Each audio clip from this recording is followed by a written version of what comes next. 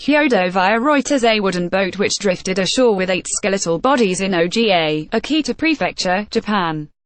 Boats containing dead bodies from North Korea have continued to show up along Japan's west coast. North Korea usually tightly controls its borders to prevent defections. This suggests that Kim Jong Un is losing his grip over his country's border security and his citizens' economic ventures, experts told by. The seemingly endless appearances of ghost ships full of dead North Koreans on the shores of Japan is indicative of Kim Jong Un's weakening grip over his citizens, experts say.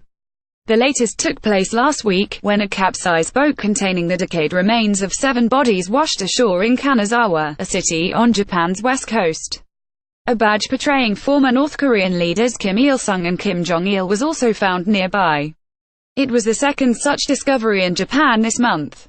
The number of ghost ships, vessels discovered with no living crew, reached 104 last year, the highest since authorities started collecting data in 2013, Japan's Kyodo news agency quoted the National Coast Guard as saying. It remains unclear exactly who these people were, or why they showed up in Japan. Experts have posited theories including food insecurity in North Korea, annual quotas imposed on fishermen, and a deal for fishing rights between North Korea and China. A new theory suggested to Business Insider this week is that the increasing arrivals of these boats indicate Kim Jong Un's weakening grip over his country and its people. It came from Professor Hazel Smith, a researcher at the School of African and Oriental Studies in London.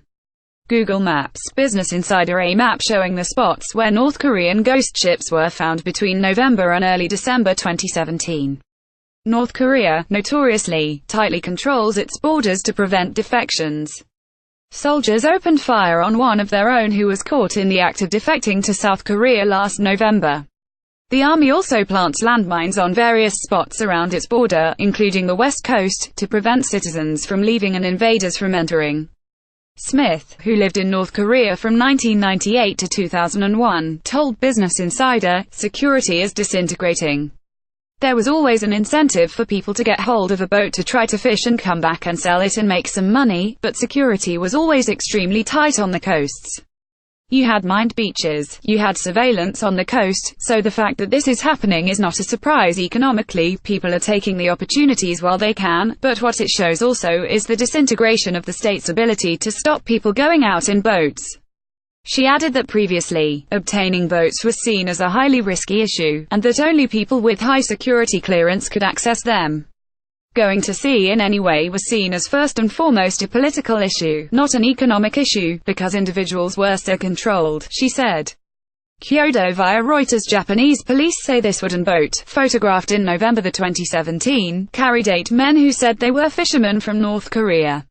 What's changed now is the fact that North Korea doesn't have the capacity to control its borders as tightly as before due to other, more pressing concerns, such as the country's nuclear development and continuous, crippling international sanctions, Smith said. She said, "They've only got the capacity to focus on certain aspects of state activity at a time now. They're focusing on the nuclear issue, and they don't have the capacity to focus on every aspect of economic activity, and they don't have the money to feed people, so they have to let people do their own thing." She previously told BY it was a lot easier to bypass the country's security apparatus now than 20 years ago, because some security officials are willing to turn a blind eye in exchange for profits if someone comes back with a catch.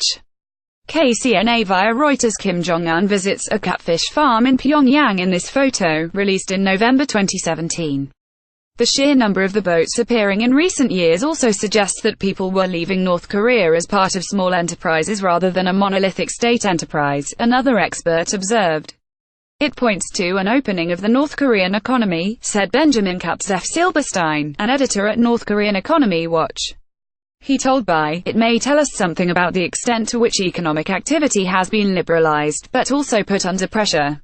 In other words, companies run with relative freedom by individuals may have increased space to operate, but in some cases, they may also receive quotas to fill by the state or other government entities."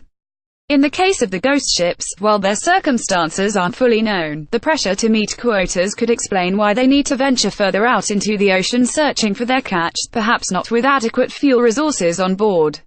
Smith added, "It looks like state priorities over vessels have either broken down or been allowed to lapse in order to permit people to go out and find ways to engage in trade to make a bit of money, which is a change. It might not be a major change, but it is a change in the way that the government approaches economic activity. It's less security-focused."